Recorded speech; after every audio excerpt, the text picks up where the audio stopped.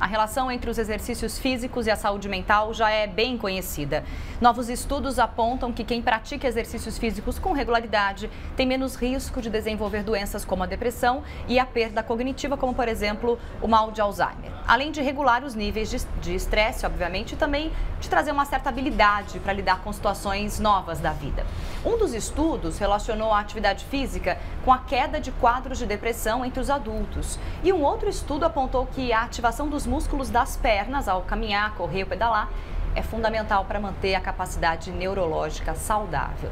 Para entender melhor esses estudos, eu converso agora com o neurologista Paulo Bertolucci. Doutor Paulo, boa noite para você. Boa noite. Doutor, são vários os estudos, não é novidade que fazer exercício físico faz bem para a saúde do corpo e também do cérebro, da mente. Agora, os estudos pipocam aos montes, né? Esse, especialmente da questão da depressão, é bem interessante, né? Na verdade, assim, os estudos, eles estão indo para dois caminhos. Primeiro que a atividade física, ela é importante, ela faz diferença para as funções cerebrais em qualquer fase da vida, criança, adolescente, adulto jovem, meia idade, idoso. O que está se percebendo também é o quanto ela pode mudar as coisas. Em outras palavras, da depressão, por exemplo, ou alterações cognitivas, eventualmente que vão levar à doença de Alzheimer. Mas você pode ver para outras coisas. Por exemplo, hoje você pode, e você sabe, isso aí não é só porque você está fazendo uma atividade prazerosa, mas a atividade física pode ser importante, por exemplo, para quem está tentando se livrar de adição de drogas ilícitas. Então, a gama é que está ampliando, cada vez mais se percebe. É mais ou menos como se fosse assim, nós ficamos aí milênios fazendo exercício até para nos manter vivos aí na savana, na pré-histórica.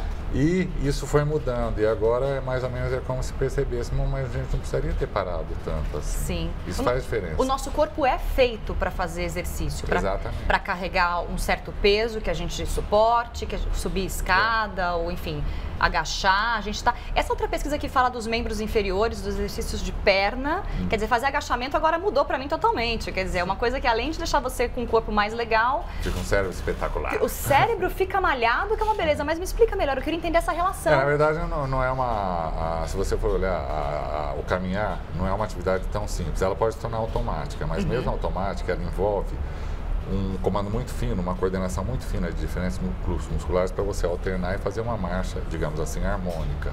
Então, ela em si envolve o recrutamento de cognição, né? Isso já é uma coisa. E a outra coisa é que o caminhar, primeiro, ele é natural. Então, se você for olhar, por exemplo, e tem gente que odeia atividade física, nesta hora, se você quer ajudar uma pessoa assim, ele vai falar, tá bom, você não gosta de atividade física nenhuma, então você vai caminhar, porque alguma coisa você vai ter que fazer. Ela é mais natural, então ela pode desestressar por si, mas adicionalmente, você tem esse recrutamento, você tem o efeito de você estar contraindo músculos, que não é só de melhorar a circulação, tem outras coisas que acontecem no cérebro quando você faz atividade física. Como o que, por exemplo? Olha, se você quiser um exemplo, isso tem a ver, por exemplo, com a prevenção de perda de memória e de doenças, do grupo da doença de Alzheimer. Ela estimula a produção do BDNF. BDNF é uma proteína que é produzida no cérebro, que ela melhora a plasticidade neuronal. Em outras palavras, ela vai ajudar os neurônios no adulto já. Na criança, é claro que tem ainda um pouco de formação. Mas no adulto ela vai ajudar a melhorar a conexão entre neurônios, que é uma coisa que você precisa para manter a sua cognição saudável. Então não é só assim, é porque melhora a circulação. Sim, é. Mas isso é só uma parte. Você tem, assim, fatores de crescimento que são ativados e você tem alteração nos transmissores químicos. Se você quiser um bom exemplo do glutamato. O glutamato é essencial para a memória e aprendizado. Em excesso, ele é neurotóxico. O que a atividade física faz é modular. Então, não é trazer para o pé. Se você ficar sem glutamato, você perde a memória totalmente. Sim. Por outro lado, se tiver em excesso, você começa a prejudicar o neurônio. Então, ele modula, fica mais equilibrado. Então, ele atua em diferentes níveis. Então, você pode ter um efeito, por exemplo, a curto prazo. Se você fizer uma tremenda atividade física, muita carga, você libera as endorfinas, que é uma coisa que todo mundo que não é um atleta assim sabe, que é assim, você pensa, eu não aguento mais, eu vou parar. Nesse momento você entra em uma euforia. Nesse momento seu cérebro está liberando endorfina. Sim. E nesse momento você pode estar assim, ajudando a controlar a depressão. e tem um efeito a médio prazo e a longo prazo. Com isso eu queria dizer para os seus telespectadores, é para fazer por muito tempo. É para fazer sempre? Sempre. Quando a gente pensa que, assim, bom, quem está assistindo, nunca fiz, não gosto, sei lá, tô sedentário, quando é a idade que não dá mais para escapar, de jeito nenhum? É para fazer sempre, mas qual é a idade limite que você tem que começar a fazer? Olha, a data limite, mas limite mesmo, hein? Disso não dá para ultrapassar. Corda no pescoço. É ali, uma faca no pescoço, além da corda. Seria a partir dos 50. 50 anos. Olha, isso não quer dizer que uma pessoa de 70, 80 não possa se beneficiar. É claro que ela tem que tomar muito cuidado, porque ela tem ligamentos e músculos e ossos mais frágeis. Verdade. Então vamos devagar com a dor aqui. Claro. Mas é possível adaptar e fazer.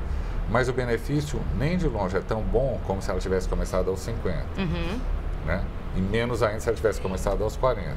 Mas enfim, para quem está aí com 49, eu acho que tem um ano para pensar. Depois vamos tomar rumo, né? Sim. Até porque a gente sabe que a medicina está evoluindo muito. A tendência é que a gente viva mais tempo. Não quer dizer que a gente possa viver melhor. A gente pode, se a gente se esforçar para isso e tiver uma rede de apoio. Mas a gente tem a tendência a viver mais. Então, quanto melhor você estiver psiquicamente, ou enfim, no que diz respeito à sua cognição, mais qualidade de vida você vai ter. Você estava falando sobre caminhar, que é um movimento coordenado. Sim. Dá para fazer exercício só para o cérebro ou fazer um exercício só para o cérebro enquanto eu caminho? Como, por exemplo, cantar uma música ou contar, enfim. Na como verdade, que seriam esses exercícios? Sabe que isso aí, se você, qualquer outra atividade que você faça, por exemplo, cantar ou... É o que você chama de dupla tarefa, que é você caminhar e ao mesmo tempo fazer alguma outra coisa. Isso pode parecer simples. Um exemplo de dupla tarefa seria assim, você caminha e ao mesmo tempo você fala os meses do ano na ordem inversa. Isso parece simples, mas para pessoas que estão ali, idosos, por exemplo, que estão ali no limite da cognição, nessa hora eles têm maior chance de queda, porque eles não conseguem fazer... De cair? De cair. De cair fisicamente no chão? Bomba. Uhum. Porque eles não conseguem, ou tem mais dificuldade em fazer as duas tarefas ao mesmo tempo. Então você veja, isso aparentemente é simples, mas isso recruta bastante a cognição. Sim. E a cognição precisa ser treinada. Não é só uma questão de você evitar, por exemplo, doenças cardiovasculares, né? Se você não faz exercício físico, então, e a depressão e a doença cardiovascular são associadas, e a OMS fala que é a maior causa de afastamento de posto de trabalho, né? Então não é só me se preocupar com a questão da circulação em si, né? Tem algo que vai além disso, né? Então é mais do que isso. Você descobre cada vez mais coisas sobre a atividade física. Então você descobre que tem esse efeito nos fatores de crescimento, diferentes fatores de crescimento neuronal, esse efeito sobre neurotransmissores. Tem uma coisa, por exemplo, um exemplo disso. Quando você faz atividade física, você inibe a reação inflamatória no cérebro, que é responsável, não é ela que causa, mas ela é um dos mecanismos para várias doenças neurológicas. Se quiser um exemplo, a atividade física estimula uma enzima que inibe a deposição da beta-amiloide, que é a proteína da doença de Alzheimer. Isso é um efeito direto. Isso não tem a ver com circulação. Olha, é importante que os seus telespectadores saibam disso, porque você pode pensar assim, bom, por que eu vou melhorar a circulação? Eu não sou diabético, eu não sou hipertenso, eu não tenho nenhum risco vascular. Não tem. Mas a atividade física, como você disse, vai além disso, não é só circulação. É muito mais do que isso. E aí serve para todo mundo. Não, e as pessoas estão muito acostumadas a curar os problemas tomando um comprimido, né? E você está me dizendo uma coisa importante, é a criação... você está criando internamente uma condição de cura quando você faz o exercício físico no que diz respeito a essa inflamação cerebral que pode vir a se tornar um mal de Alzheimer ou outras doenças desse tipo. Quer dizer, você tem a oportunidade de, por conta de fazer algo que é sim prazeroso e tem um monte de modalidades. Qual que é a intensidade, doutora? É só uma caminhadinha, mas tem uma intensidade? Como que funciona? Não, tem para atividade física para valer, como prevenção para doenças neurológicas, ela deveria ter uma frequência, uma duração e uma intensidade. A frequência é mínima, e é mínimo mesmo, menos que isso não dá para ser. Seria 3 vezes por semana. A duração mínima seria alguma coisa como 30 a 40 minutos. 3 vezes por semana, de 30 a 40. Eu acho que pedir meia hora, 3 vezes por semana, não é pedir infinito. Gente, não, é tranquilo, dá para fazer. E a intensidade, para algumas coisas, ela pode ser relevante, mas em geral, mais do que a intensidade, pode ser, por exemplo, só uma caminhada rápida, que é Um trote. Intensidade moderada, vai. Mais do que a intensidade, é a persistência. Aí você cai naquilo, não é 2 meses, é a perder de vista. A persistência é mais importante. Não é só porque eu tô com o colesterol alto ou porque o médico falou que nesse momento desse tratamento específico, sei lá, por qual problema você tenha, eu vou fazer um exercício, vou andar na linha, vou me alimentar bem. É um projeto de longo prazo, se você quiser viver bastante, né? Eu não sei, eu quero viver mais de 100, eu tenho esse objetivo na minha vida, né? É um objetivo realista. Realista hoje em dia, para minha geração e para hoje em dia. Vamos falar um pouco sobre responsabilidade, meu tempo está terminando, mas assim, existe uma dificuldade, uma resistência. Você tem vários pacientes, eu imagino que deve lidar com isso todos os dias, Sim. né? As pessoas esperam realmente ficar muito doentes para começar a fazer um exercício? A barreira é muito interna? Algumas sim, mas mais triste é pessoas para quem seria uma boa prevenção, sabem disso, mas não fazem. Por quê? É difícil você mudar comportamento, isso é um pouco parecido com dieta. Todo mundo sabe que a dieta mediterrânea é mais saudável. O que todo mundo faz? Se entope de bacon.